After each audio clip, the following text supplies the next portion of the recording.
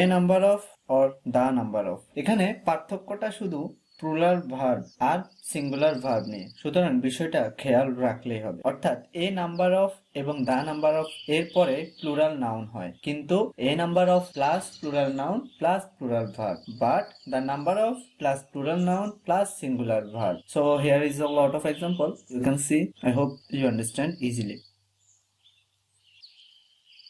Then nouns that are always plural. The following nouns are always considered plural. They cannot be singular. In order to speak of them as singular, one must say a pair of. নিচের নাউনগুলো সবসময় plural হবে, তারা কখনো singular হবে না। তবে এগুলোকে singular বলতে হলে অবশ্যই এ পেয়ার অফ এভাবে বলতে হবে। এক্ষেত্রে শূন্যস্থানের নিচে যে কোনো একটি নাউন হবে। এখানে একটা এক্সট্রা নোট আছে, সেটা হচ্ছে এ পেয়ার অফ ছাড়াও this pair of, A dozen of ইত্যাদি আসলেও ভার্বটি সিঙ্গুলার হবে। So here is a lot of word you may be confused because most of the words at the end with s.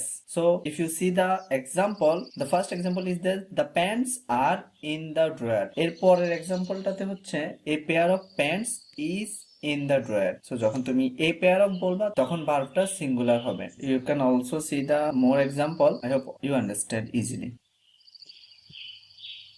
Then there is and there are.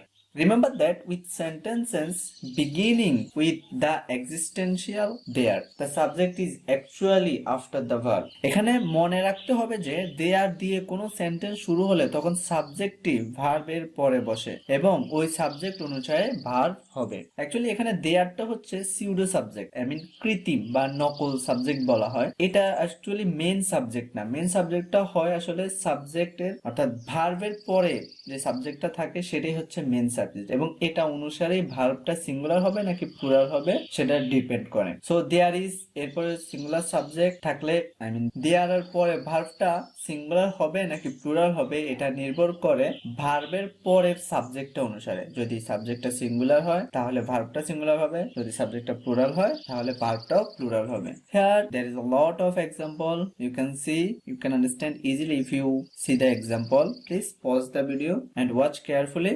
I hope you will understand. And finally the exercise number 11, that is subject verb agreement. If you are able to understand, give a comment. Thank you.